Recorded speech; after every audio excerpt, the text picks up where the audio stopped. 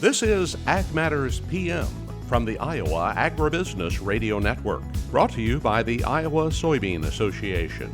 Your daily recap of the information that affects Iowa's farmers, producers, and consumers, right here in the heart of the heartland.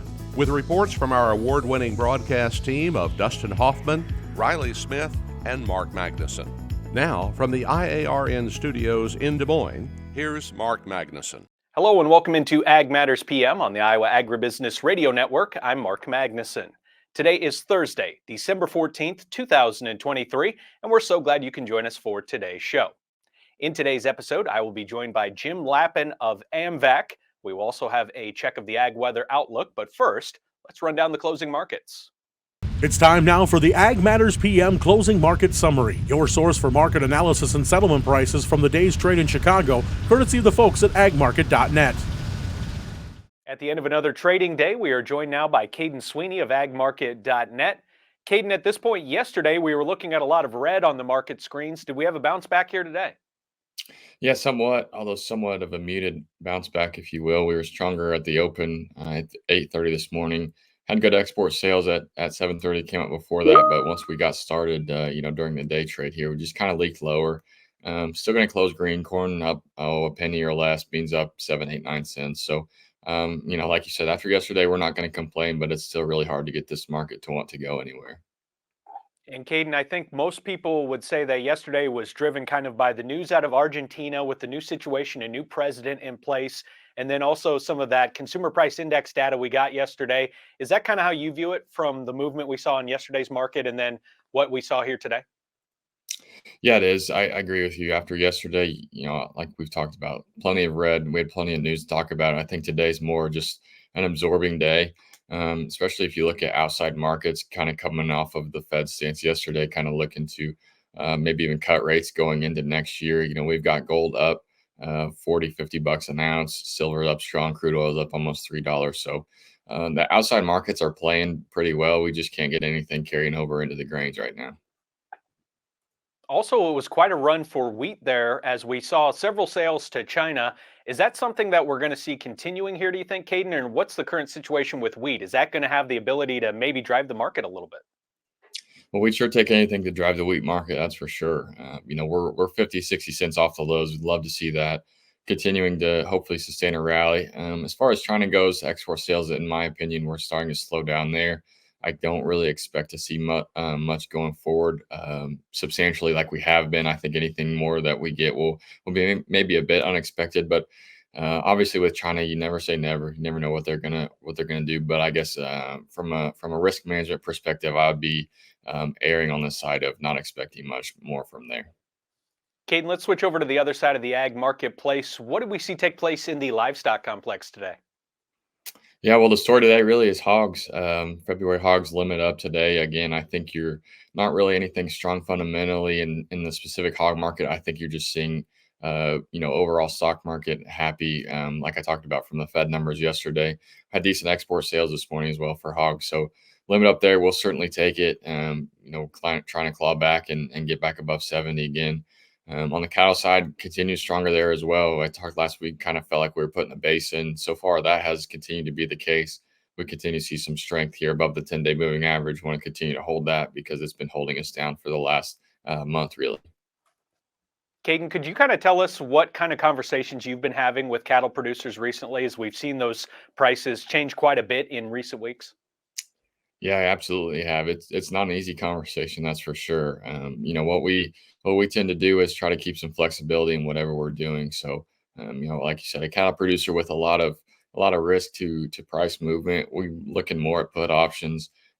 Certainly pay some premium there, but we just kind of feel like really the sell off overall may be a bit overdone, especially as it was last week. So we weren't super interested in locking in that profit or even a loss at this point, the loss that we see on the market. So at least kind of layering in some put options, get a floor under it, but still let the market run back up because that's kind of where we feel like it's headed. And then to wrap up again on hogs, when we think about how tough it's been for the hog market recently, when you see a day like today, sometimes is that just a little bit of a natural correction, Kaden, that it's going to go the other way after such a long run where it's going down? Right. I think you're exactly right. In my opinion, the hog market especially, I guess, livestock overall, the funds love to play in the livestock markets, in my opinion, and it kind of becomes more of a technical game than fundamental sometimes, and that's how I like to view it.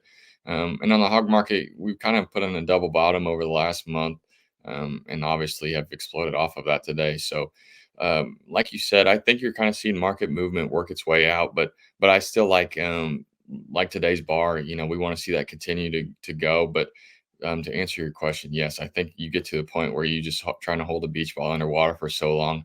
Any positive news, the funds are going to snatch up and run with it. And at the very least, it's good to see that price move up for the hog market here today. So we will take it. He is Kaden Sweeney of agmarket.net. Kaden, what's the best way for our viewers to get in touch and maybe to personalize their marketing plan a little bit? Yeah, just go to our website, agmarket.net, and you can reach anyone from our team there, myself included, and we can get started on what we want to do for your operation personally, manage some risk, whether it be across the grains or livestock. Kaden Sweeney of agmarket.net joining us here today on the show. Kaden, thanks so much for the time and have a great rest of your day. Yeah, thanks, Mark. Have a great one. Thank you to Kaden Sweeney of agmarket.net for our closing market analysis. It's time now for the closing numbers, and those numbers can be found on our website under the Markets tab at iowaagnet.com. March corn down 1/4 cent at $4.79 1/4. January soybeans up 6.5 at $13.14 even. January soybean meal up $1.50 at $403.70. January soybean oil down 32 cents at $49.51. Chicago wheat up 10.5 at $6.15 3/4. Minneapolis wheat up 3 3/4 at $7.17 1/4. Kansas City hard red wheat up 4.5 at $6.36 1/2. March oats up 16.5 at $3.70 3/4. On the Merc, December live cattle up 55 cents at $167.50. January feeder cattle up $1.97 at $219.35. February lean hogs up $3.75 at $70.47. February pork cutout unchanged at $81.72, and Class 3 milk down 2 cents at $16.19. Thank you to Kaden Sweeney of agmarket.net for our closing market analysis. It's time now to take a quick break to hear from our sponsor, the Iowa Soybean Association and the Soybean Checkoff. And when we come back, I will be joined by Jim Lappin with AMVAC. That's coming up next on Ag Matters PM. Iowa Soybean Association is driven to deliver for Iowa's 40,000 soybean farmers. We're proud to provide objective agronomic research, a helping hand with soil and water stewardship, and timely industry news powered by the Soybean Checkoff. Learn more at iasoybeans.com. On today's episode of Ag Matters PM, I'm joined by Jim Lappin with AMVAC. We talk about the SimPass and SmartBox application systems and also the lineup of biologicals from AMVAC. Mark Magnuson for the Iowa Agribusiness Radio Network, and I'm joined today by Jim Lappin with AMVAC. Jim at Trade Talk here today at NAFB in Kansas City. And Jim, what are you excited about to talk to people that are stopping by your booth here today? Well, we're talking about how AMVAC has evolved over the last few years, where we were known as a traditional company. We sold a lot of corn soil insecticides that Iowa growers have enjoyed for many years and some herbicides, but we've really developed 3 new platforms where we have our proven chemistry, so we continue to sell insecticides, herbicides, fungicides. Under that arena, we have a new herbicide coming forward through EPA in there. We have our SimPass portfolio, which is a way for row crop growers to prescriptively apply products at plant, so they get exactly what they need, precisely where they need it. And then we have our biological portfolio that's growing. So if you think about the world of biologicals, most of it's been evolving in the specialty crop arena, but we now have some products that are being adopted on broad basis in row crops. And not only do we have the products that can go whole field, but we've entered into this planter box space where growers who are using fluency agents, we're using those fluency agents as a carrier to bring incremental value to those products in the planter box. So I've heard when it comes to biologicals that the most successful way in the industry to get the word out about biologicals is to have that data to back it up and those results that show what biologicals are capable of. Have you found that to be the case? Absolutely. There's no use like a use in my location, on my farm, in my arena, in my geography. So I have data that I can generate and cite and talk about locally or regionally. So we've been quite active in that space as far as the biologicals goes. Because our biologicals are very convenient to use, it's easier for a grower to either split a planter, put a strip trial. In the case of our SimPass system, using a biological in a SIMPAS or even a synthetic chemistry in a SIMPAS unit. Again, each row has an independent control. Every cartridge has independent control. So I can do all kinds of on-farm testing in a commercial situation. So I don't have to go to the strict trialing of the past. I can go to a commercial operation and say, hey, I can try this product and leave untreated checks in every management zone to make sure I'm delivering the value that the grower expects. And am I also on the right track with biologicals that if you look at kind of what you need, what you're looking to get out of a biological, then that kind of steers you towards which biological you should go with to kind of try to get that end result? Many biologicals have very specific functions. We're fortunate, and one of our premier selling biologicals is actually a multi-purpose biological. We have a product we sell called Invigorate. So Invigorate can be used as a broadcast at planting, can be used in SIMPAS system, but what it does is it's actually a consortium of 23 different microbes, right? So the value of having that consortium is you don't always have the same set of conditions that evolve on a farm year to year. So you may have drier weather, wetter weather, so aerobic, anaerobic conditions. You may have different kinds of stresses that occur. So I'll give you an example. Our product Invigorate, we've compared it to some of the nitrogen fixing products.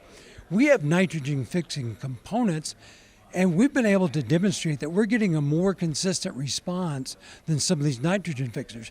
Not because we're a better nitrogen fixer, but because we're a nitrogen fixer, we're a P and K solubilizer, we can solubilize some micronutrients, we can mitigate against stresses, we got root biostimulants in the mix. So irregardless of the type of pressure that may occur in a given year, you have more likely to have one of those stresses occur versus a single stress that might occur under a very specific biological. Earlier you mentioned, I believe the term you used was a prescriptive or a prescription type setup so that you can make sure that the grower has exactly what they need. How does that process work? So our SIMPAS system is an aftermarket bolt-on system sold by Trimble. So a grower can go and buy this system from Trimble. We have a portfolio of product, our SIMPAS applied solutions that you can apply. So every row has 3 cartridges. Each one of those cartridges is independently controlled.